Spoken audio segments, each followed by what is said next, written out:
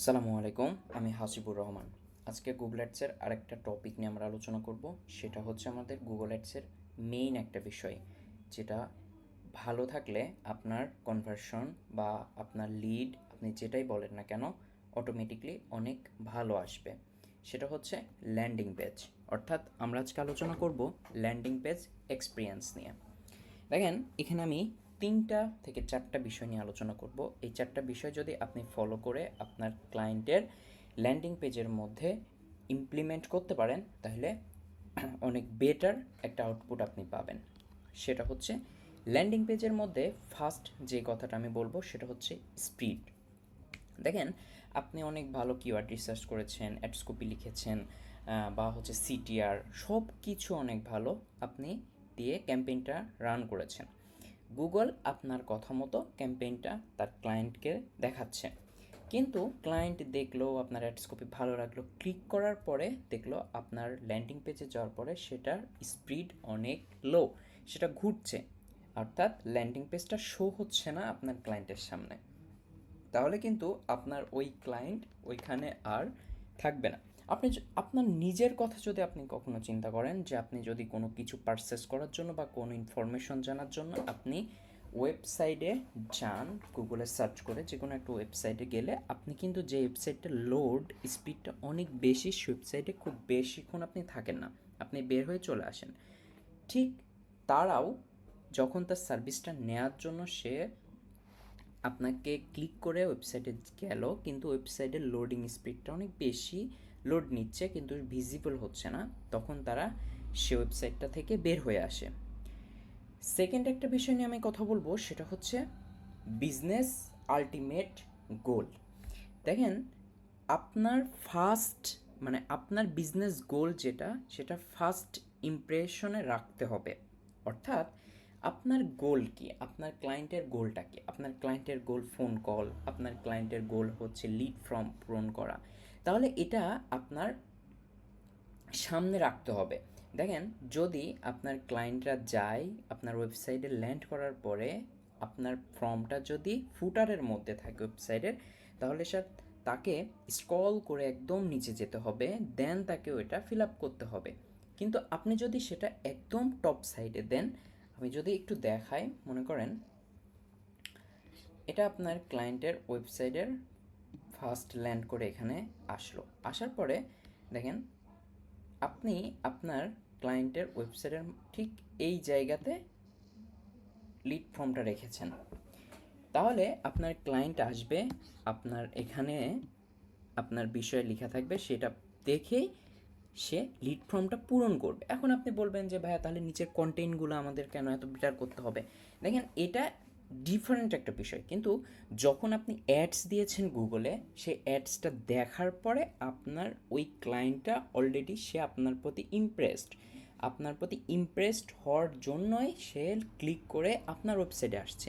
কারণ আপনি যখন অ্যাড চালাচ্ছেন তখন আপনার সাথে আরও অনেকজন অ্যাড চালাচ্ছে, গুগল আপনার অ্যাডসের সাথে আরও অনেকজনের অ্যাডস ভিজিবল করেছে, কিন্তু আপনার যেই ক্লায়েন্টটা আপনার ওয়েবসাইটে আসছে সেই ক্লায়েন্টটা আপনার অ্যাডস কপিটা দেখে তারপরে আপনাকে ক্লিক করে আপনার এখানে আসছে। অর্থাৎ আপনার যেই ক্লায়েন্টটা হবে সে অলরেডি আপনার প্রতি ইমপ্রেসড, তাকে আর আলাদা করে ইমপ্রেসড করতে হবে না, তাকে এখন পারচেজের জন্য খুব ইজি করতে হবে যেন সে খুব ইজিভাবে সেটা পারচেজ করে যেতে পারে।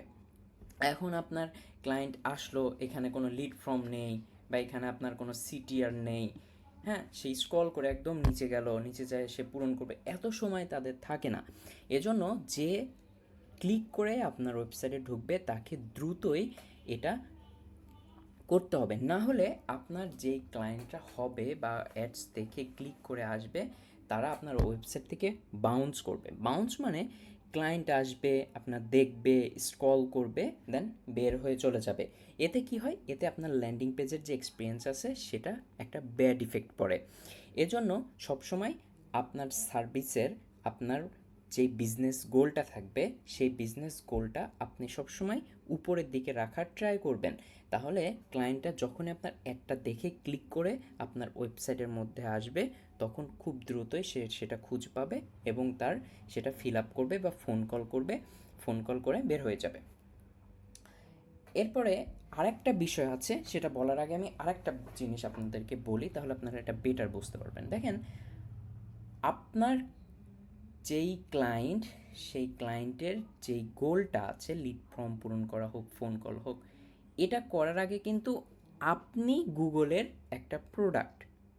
আমি বলতে চাচ্ছি, আপনার ক্লায়েন্টের যে ক্লায়েন্ট হবে, অর্থাৎ আপনার ক্লায়েন্টের কাছ থেকে যারা সার্ভিস নেবে, তারা তো প্রোডাক্ট আপনাদের, কিন্তু আপনারা হচ্ছে গুগলের প্রোডাক্ট। অর্থাৎ আপনি যদি ভালো কিছু না দিতে পারেন, তাহলে গুগল কিন্তু তার স্টোরে আপনাকে উপরের দিকে কখনোই রাখবে না। অর্থাৎ আপনি যদি ভালো প্রোডাক্ট হতে পারেন, আপনি যদি ভালো প্রোডাক্ট দিতে পারেন, তাহলে গুগল তার স্টোরের সামনের দিকে আপনাকে রাখবে। কারণ গুগল সবসময় চায় তার কাছ থেকে যারা প্রোডাক্ট কিনবে তাদেরকে বেস্ট একটা আউটপুট দিতে, বেস্ট একটা সার্ভিস দিতে। কারণ গুগল কখনোই চাইবে না যে আমার কাছ থেকে যারা সার্ভিসটা নিতে আসছে তারা ওয়েবসাইটে ল্যান্ড করার পর ওয়েবসাইটটা লোডিং হোক, তারা ওয়েট করুক বা বাউন্স করে চলে যায়। এতে কি হবে? এতে গুগলের কাছে একটা ব্যাড ইফেক্ট যাবে আপনার বিষয়ে, যে আপনার প্রোডাক্টগুলো ভালো না। এজন্য সবসময় মনে রাখবেন যে একটা ভালো প্রোডাক্ট তৈরি করতে, যে প্রোডাক্টটা গুগলের কাছে বেটার হবে, গুগল যেন আপনাকে তার স্টোরের সামনে রাখে। আচ্ছা, এরপরে লাস্ট আমি আর একটা বিষয় নিয়ে আলোচনা করব, সেটা হচ্ছে সার্ভিস অনুযায়ী সেপারেট ল্যান্ডিং পেজ করতে হবে। দেখেন, আপনার ক্লায়েন্ট 5টা সার্ভিস আপনাকে দিচ্ছে, 5টা সার্ভিস জন্য আপনাকে 5টা সেপারেট ল্যান্ডিং পেজ ক্রিয়েট করতে হবে। এতে কি হবে? আপনি দেখেন, ফার্স্টের দিকে আপনি রেখেছেন HVAC সার্ভিস, তার নিচের দিকে আপনি রেখেছেন রুফিং সার্ভিস, তার নিচের দিকে আপনি রেখেছেন এসি রিপেয়ার। দেখেন, আপনি যদি একটা কন্টেইনার পরে আর একটা কন্টেইনার, তারপর আর একটা কন্টেইনার, এরকম নিচে যেতে যেতে থাকেন 5টা সার্ভিসের নিচে। এখন আপনার যে লাস্ট সার্ভিস আছে, মনে করেন অটো ডিটেলিং, একদম নিচে। তো অটো ডিটেলিং নিয়ে আপনি হচ্ছে অ্যাডস রান করেছেন, গুগল সে অ্যাডসটা তার কাস্টমারকে দেখিয়েছে, কাস্টমার ইমপ্রেসড হয়ে সেই অ্যাডসে ক্লিক করে আপনার ওয়েবসাইটে আসছে।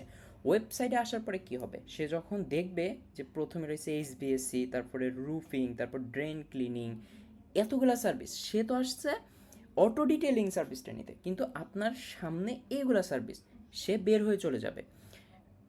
অর্থাৎ আপনি যখনই অটো ডিটেলিং নিয়ে অ্যাড রান করতেছেন, তখন যদি ওই সেই অটো ডিটেলিংয়ের সেপারেট একটা ল্যান্ডিং পেজ থাকতো, আপনি যদি সেই পেজটা এখানে পুট করতেন, তাহলে ক্লায়েন্ট যখন অ্যাডসটা দেখতো, দেখে ক্লিক করতো, ঠিক ওই টাইমে আপনার ওই ল্যান্ডিং পেজের মধ্যেই যেত, যে ল্যান্ডিং পেজের মধ্যে আপনি অটো ডিটেলিং নিয়ে কথা বলেছেন, যার জন্য আপনাকে সেপারেট সেপারেট ল্যান্ডিং পেজ করতে হবে। এতে আপনার ক্লায়েন্টরা দ্বিধাদ্বন্দ্বে পড়বে না, আপনাকে ক্লিক করার পরেও তারা বাউন্স করে বের হয়ে যাবে না আপনার ওয়েবসাইট থেকে।